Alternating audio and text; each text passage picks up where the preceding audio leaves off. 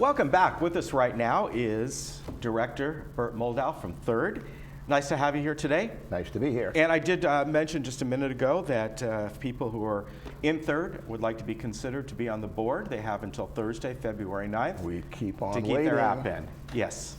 We've got a good board right now, but we need to add one more person. Right. And that's why I'm seeing you so often. Yes, I know. But if they'd like to do that, they will, and then you guys will look it over and appoint someone, right? Right. All right. We're looking Very forward to good. that. But now, the main reason you came on today is to talk about energy costs and so on, right? I want to talk about the emerging clean energy economy. It's clean energy, okay? You know that the state has dictated by 2020 that we got to have 30% of our energy from clean energy.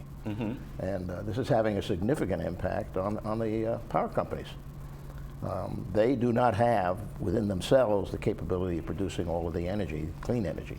Right. And so they're now looking basically to change a lot of things that exist, which will also include changing what we pay for electricity. Right. And so what I want to do is talk a little bit about what's going on, why the changes are coming about, and perhaps a little bit, if we have time, on what people can do to help themselves keep the price or keep the cost low. Right. Okay, so there are three things why energy costs are going to go up. One is the load demand. All you have to do is ride around Orange County and see all of the construction that we have here. Then you can say to yourself, where are they going to get the energy? Right. Okay, so that's the first thing that we're seeing. The second thing we're seeing is, interestingly enough, electric cars. There's going to be a steep curve, I think, you will see within the next 3 years of the number of electric cars that are going to be on the road, pluggable. They don't have to be all electric, they can be hybrid. But they're going to draw down power, okay? And not only that, they're going to change the load curve. Right. Okay, right now, for instance, people know that they have a demand curve, that they pay higher rates for running power from 12 o'clock to 6 o'clock. That's peak period. Right. Okay, and that's because the energy companies have to go out, they have to buy energy from elsewhere, and they have to have more plant. So that increases the cost during the peak load periods. Well, with electric cars coming on, people are out and driving around during the day. Come 6, 7 o'clock at night, they're going to plug their cars in. Right. And so you're going to see this shift occurring in the peak periods. We're going to go from 12 o'clock to 6 o'clock to 4 o'clock to 9 o'clock. So the peaks are going to be late in the afternoon and evening. This, by the way, will be an indication to people they ought to be doing their laundries in the morning. Right. Okay, or even in the early afternoon. But stay away from the peak periods because you're going to be paying more energy costs running your washing machines. So in some cases, really, the whole initiative by California and all, and the electric cars, it's a double-edged sword. Exactly. You know, I mean, it really is. It's almost like they're putting the cart before the horse, in a sense. Which the state does a lot. I think we're putting the car ahead of the horse now. Yeah, the car. Yeah, exactly. Okay. That's a better way to put it. Well, the other thing that now is taking place, okay, is because the energy company has to go elsewhere to buy energy. Right, exactly. Okay, they're looking for alternative sources. And there are companies out there that are building solar, building wind, okay, and they have a need to sell that. Right. Okay, but they don't own the grid. Yeah. How do they get the power, okay, from the source to the home? Exactly, yes. Okay, and so there are plans afoot to revamp the entire grid. We're going to go to an intelligent grid using computers to better manage the distribution of energy to the home. Well, that's going to be a pretty penny. Within the next 3 years, it's projected that SCE is going to have to spend about $27 billion upgrading the grid. And who's going to pay that $27 billion? Right. Yeah, we, the consumer. Okay, so that's another reason why energy costs are going to go up, and they're going to go up significantly over the next 3 years. So we're going to change the grid. We're going to be looking at purchasing power from alternative sources, which, by the way, turns out to be cheaper than buying it from SCE. Okay, and we're going to see the shifts of peak load, and we're going to see a change in the way they bill. Right now, they have tiers that they bill us. Within the tiers, they have time of use. Well, they're going to go to what's called time of use billing. Right now, with solar, I'm on time of use. Okay, what that means is they look within time of use periods, okay, to determine what usage I am at and what the peak load is. And I can get penalized if I exceed certain allowable limits. And it's sort of more like the demand curve that they impose on commercial accounts today. Okay. Okay, and what they're trying to do is they're trying to hold down these rapid peaks that they experience. So we're seeing these changes coming in.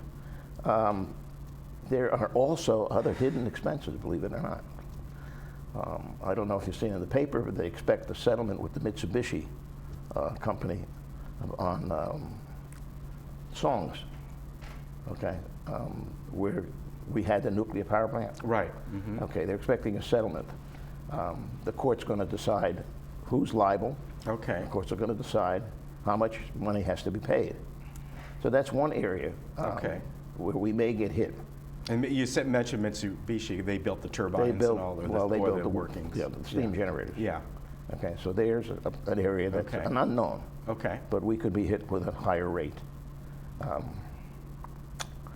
The other thing is that we're in the process of renegotiating the settlement for the shutting down of the Songs plant. If you realize that they had come to this conclusion that we were going to be responsible for $3.3 billion of that expense, okay, and then it was determined that there was collusion between SCE and the Public Utility Commission with regard to who was going to pay what percentage of that cost.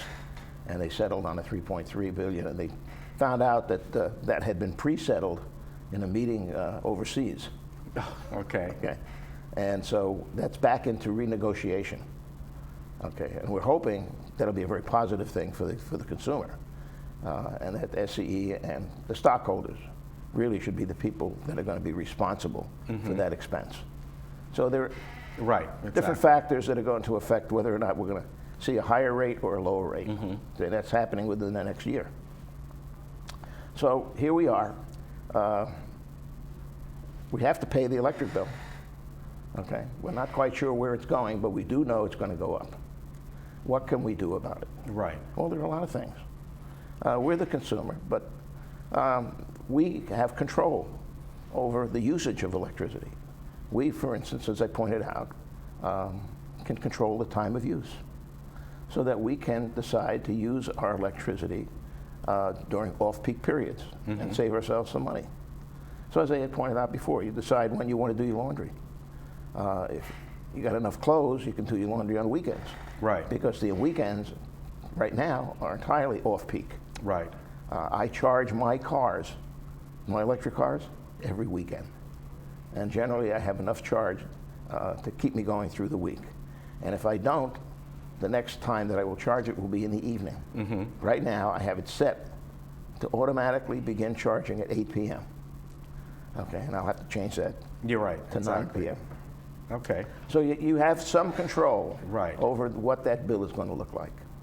Another thing you can do, and we're encouraging people to do now, is the heating element within the hot water heaters. We're recommending that every 5 years or so, that the heating element be removed and be replaced.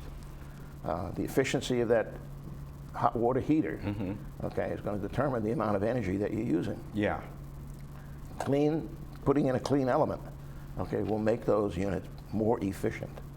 And so you'll probably get back the cost of changing the heat element within a year. Right. Exactly. Okay, but we're talking about 5 years. So it's a consideration that Right. should be made by the consumer.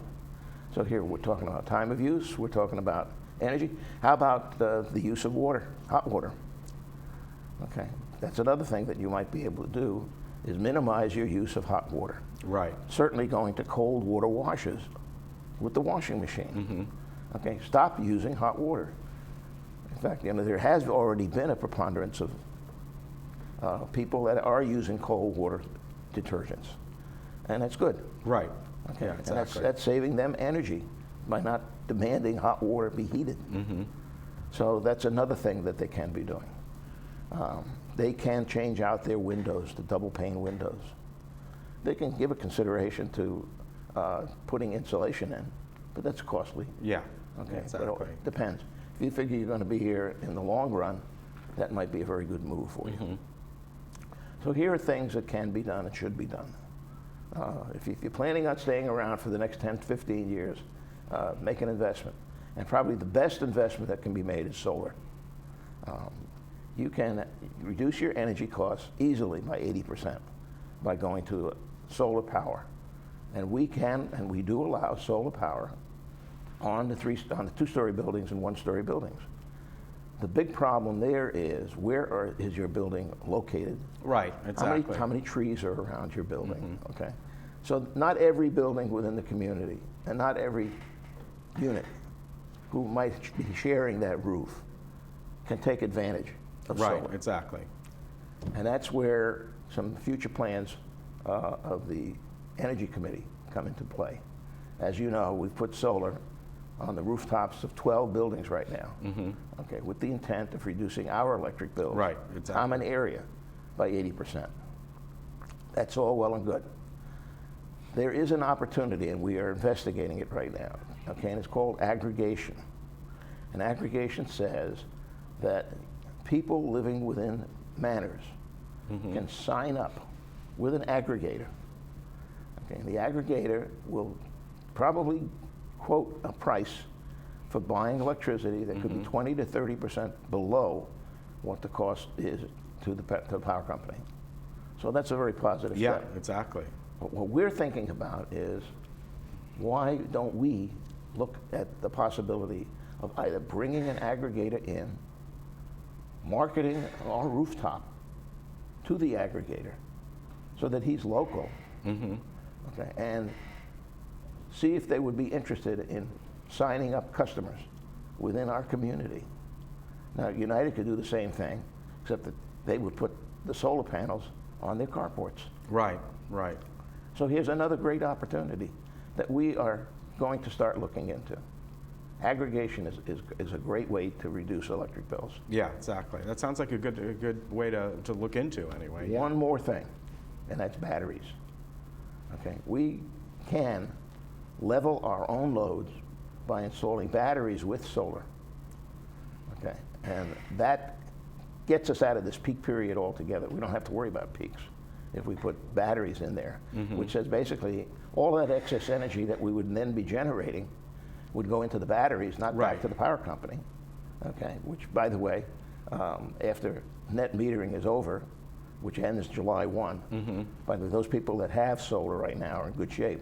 Right. They're guaranteed the existing rate for the next 20 years. But that's going away July 1. So batteries would be an alternative.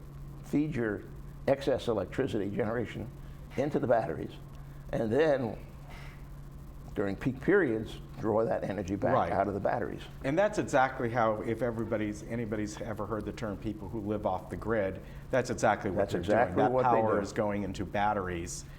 And of course, they have to have room for that because, those, It's amazing how compact yeah. they are, and Yeah. they're wall mounted. yeah. But that's what they mean by that. And Yeah. you're absolutely right, yeah. Okay, so there's a lot of opportunities for people to find ways in which they can save on their energy bills. And this is something that they got to look into during the next 3 years, because that's the transition period that we're going to be in. So I wanted to let everybody know, okay, that energy costs are going to go up, and it's going to be significant when you take a look at your bill.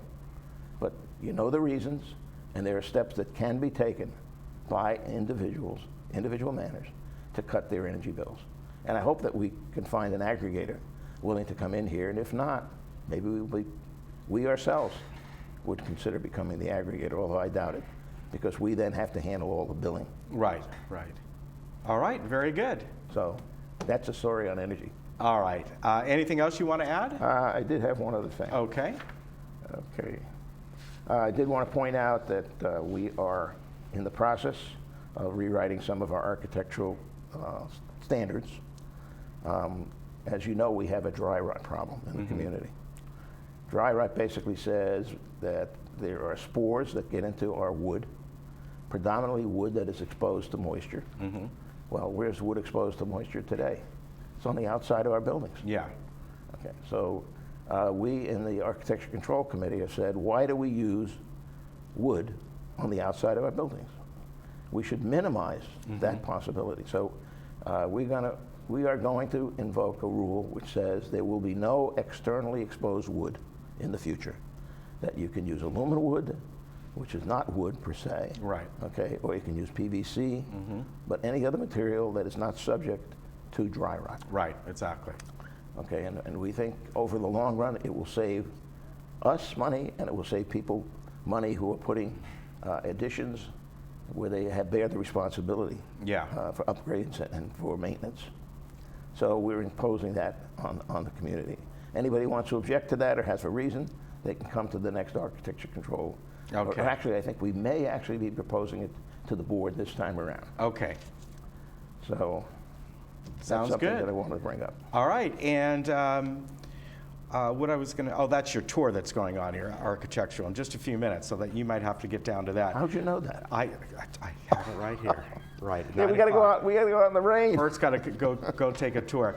Hey, thank you for coming on today. We appreciate it. And Okay. remember, if you want to be considered for Third Mutual Board, get your application in, and it's got to be in by noon on Thursday, February 9th. So there you go, right? We thank you for that. All right, we'll be right back. Join us. Yes.